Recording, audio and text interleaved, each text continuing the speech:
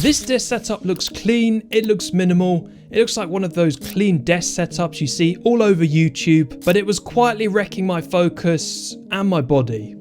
You see, I'd sit here for about 10 hours a day, and the scary part is nothing felt obviously bad at first. But after editing, writing, emails, and even planning videos, after a few hours, I was just done. My lower back would start hurting, my wrists would feel really strained, and my eyes would also feel tired as well. I just couldn't sit here for very long. I'd sit down at my desk, and within a few minutes, I'd already be distracted. My phone would come out, I'd be getting up, adjusting things, pretty much anything but working. So instead of buying more stuff randomly, I decided to strip the whole desk back and rebuild it properly with just 5 specific tools to fix 5 actual problems. And the goal was simple, to be able to sit down and lock in, as the kids say, within 30 seconds.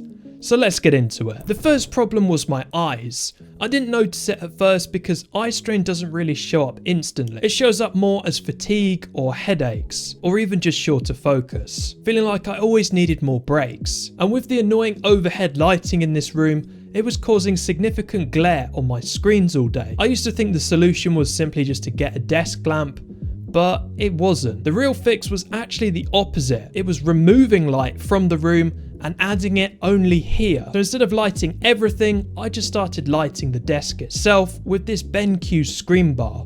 It completely changed things for me. No more glare on my monitor, no light bouncing off onto the monitor, no harsh shadows either. Just soft, even light exactly where I need it. And this screen bar halo also has a backlight option, so I can actually light up the wall behind my monitor and create a more even lit surface, which helps to reduce my eye strain.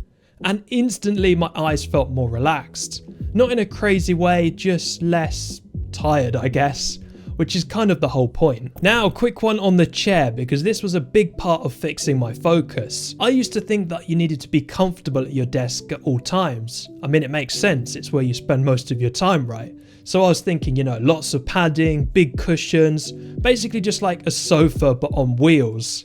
But after doing that with my XL size gaming chair and sitting there for the last year, I found that it was actually doing the opposite, and it was actually wrecking my posture and my focus as well, and it just made me feel tired way quicker. So in the past few weeks, I've been using a supportive ergonomic chair, the Libonovo Omni. What makes this chair different is how much it actually moves with you. Libonovo call it their dynamic support system. As I shift or lean slightly side to side, the chair actually adapts and continues to support my body instead of just locking me into one position. The backrest itself is what Libonovo call the Bionic Flex Fit backrest, and it's designed to follow the natural curve of your lower back. This makes sure there's no gap behind you and helps encourage better posture without you constantly thinking about it. I've also adjusted the armrests at their level with my desk, and the headrest is positioned to properly support my neck and head. One feature I didn't expect to like is the Omni Stretch massage modes.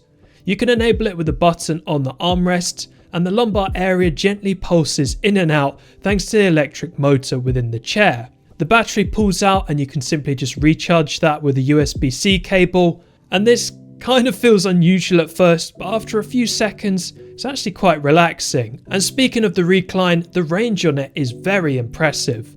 There are 4 recline positions, 105 degrees for deep focus work, 120 degrees for normal solo tasks, 135 for a softer recline, and 160 degrees which Libonovo calls spine flow.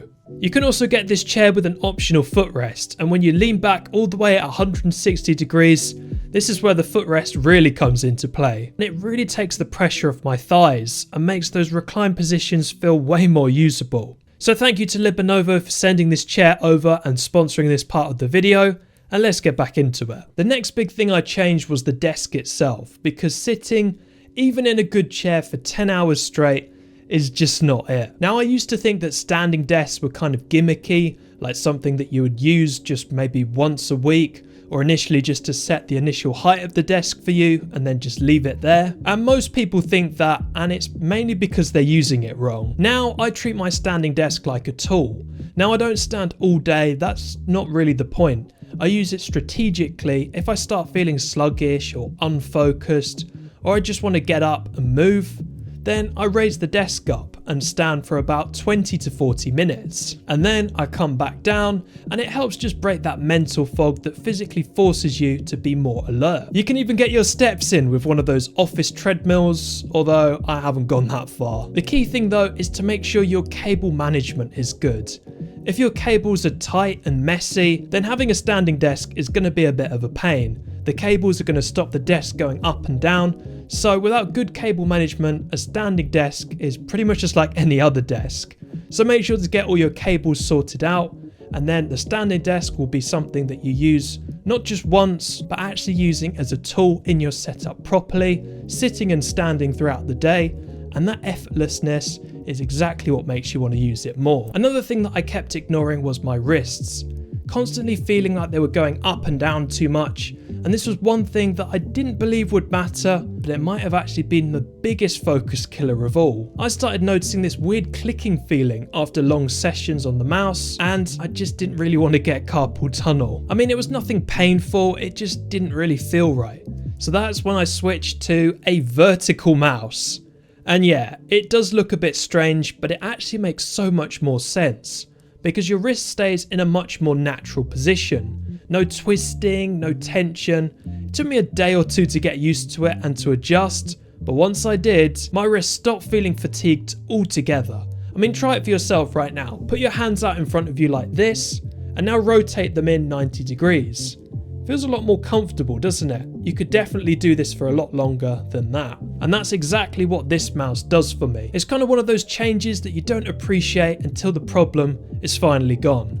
And this mouse really wasn't that much to buy either. Now, the last thing was sound, which is something I didn't actually realise, but it was actually breaking my focus. I'm not necessarily in a noisy environment, but there's constantly sounds going on, cars outside, the house creaking, maybe a little bit of background sounds, and sometimes that can actually really distract you and pull your attention even just for half a second. And the thing is, every time that happens, it takes way longer than you think to actually get back in and pick up where you left off. So instead of adding more stimulation, I actually did the opposite. Most of the time, I actually like to work in silence. So I've actually used some noise cancelling headphones on with nothing playing, kind of acting like earmuffs, I guess. I mean, sometimes I would play really low, sort of constant background tones, or maybe some calming music, but that really did help keep me distraction free and just removes the unpredictability of my environment. And once you do that, the desk almost just disappears. You stop reacting to the environment around you, and you just stay locked in your environment and just work amazingly. So this is it, the finished desk setup. Same desk, same room, same job, but the experience is completely different. The big question is though, did any of this actually make me feel more focused? Honestly, yeah, my back feels way better, my wrists don't ache as much, and my eyes aren't tired halfway throughout the day. But more importantly, when I sit here now, I just lock in. No more fidgeting, no more consistent adjustments, no feeling like I need to get up after 5 minutes and leave. I just sit down and I'm working within like 30 seconds. And that's all I really want. This wasn't really about making the desk look better. It was an experiment to see if removing friction can actually fix the small things that would help actually improve my focus. And for me, it genuinely has. So even if your desk setup looks clean, you still might feel uncomfortable or constantly distracted. It might not actually be your discipline, it might actually be your setup working against you. Anyway, that's what worked for me. Let me know in the comments what part of your desk you think is quietly ruining your focus, and thank you for watching.